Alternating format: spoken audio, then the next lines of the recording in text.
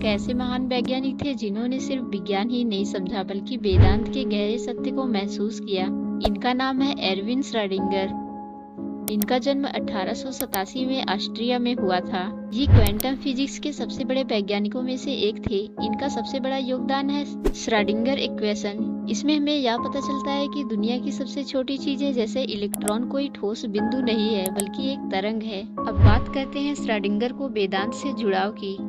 सत्य की खोज में निकले हुए श्रोडिंगर ने उपनिषद और भारतीय दर्शन को पढ़ना शुरू किया। जब वो उपनिषद पढ़ रहे थे तब उन्हें एक बात ने बहुत गहराई से छू लिया। वो बात थी तत्त्वमसि, यानी तू वही है। यानी जिस सत्य को तुम बाहर खोज रहे हो असल में वही सत्य तुम खुद हो। अब बात आती है आखिर वेदांत पढ़ने के बाद श्रोडिंगर ने क्या समझा।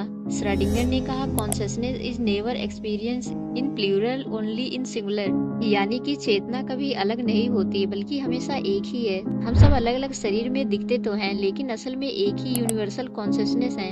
इंडिविजुअलिटी यानी मैं अलग हूँ या सिर्फ एक इल्यूजन है यानी भ्रम। आखिरकार श्रोडिंगर को क्वांटम फिजिक्स में उन्हें हर चीज इंटरकनेक्टेड क्यों दिखी, क्योंकि कोई भी चीज पूरी तरह अलग नहीं थी। और वेदांत भी यही कहता है कि सब एक ही ब्रह्म का रूप है।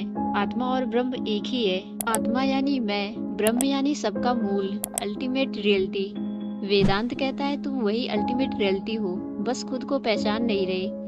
जिस प्रकार समुद्र में जब लहर उठती है तो क्या वो लहर समुद्र से अलग है? बिल्कुल भी नहीं।